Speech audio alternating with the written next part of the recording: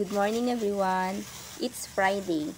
Alas 8 sa buntag na guys. Kay na alas 6. Sa igid yung tilapia mag suri-suri bitaw nganha.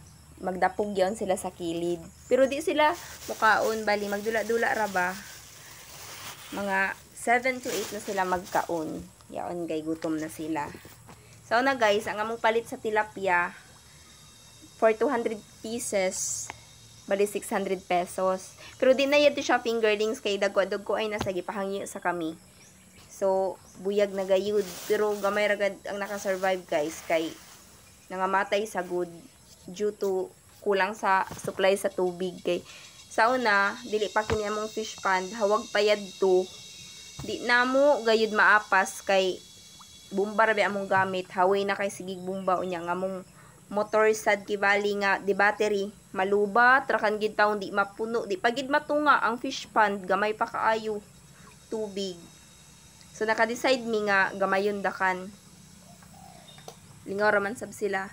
Yung 5 kabuk na buhi guys mo na gid na misanay as in ito sagud sa una guys kay itong kasagaran di ba kada November, December to February magbaha gid na.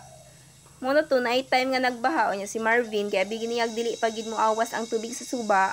Yan to siya, na may mga lubi nga, mga anod bitaw. So, naghakot siya mga lubi, yung ipang-atangan para makakuan na lubi. Ug sa dihang, ang mga isda baya, naglangoy-langoy na paingon sa basakan. Kalingaw na kay sila, kay nakatakas na sila kay ano bitong nabaguhan sila kay hawag, mas hawag na gid ang ila ang kalangoy-langoyan. Tapos napon sila mga na-meet ngadto nga mga lain-lain nga fish. So wala gid sila may balik. Sa una sagud guys, nagbabuyan mi pero failure sa kay instead og daghan ang anak nagmanifesting nga daghag anak, ang anak nga ihatag sa Ginoo 5 pero gipasalamatan man gihapon namo to kay asa man ta ana pero kadugayon lagi ang gihatag isa. So naka-decide mi nga itsugi na kanamo si mama Dikdik naluig ug to pero it's okay mama Dikdik.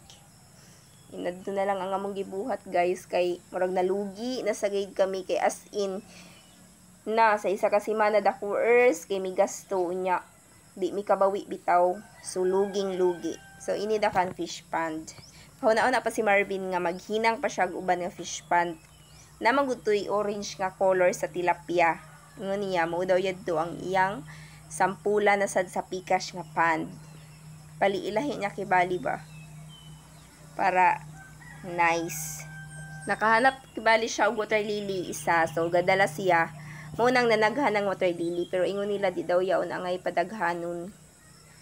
Tapos nagbutang ang po siya tangkong. Mo na ni guys nga isa ka fish pond yang gibuhat tas pero wa pa ni nahuman butangan pa niya trapal tas murag patagon paghihapon na niya tas ang sa kilid mga agriyo saging para plaster kay inigbaha lagi lo iking mga tanom sad pero pangandaman gid dapat ni siya net or inday uno ang iyang idea ani more to thanks.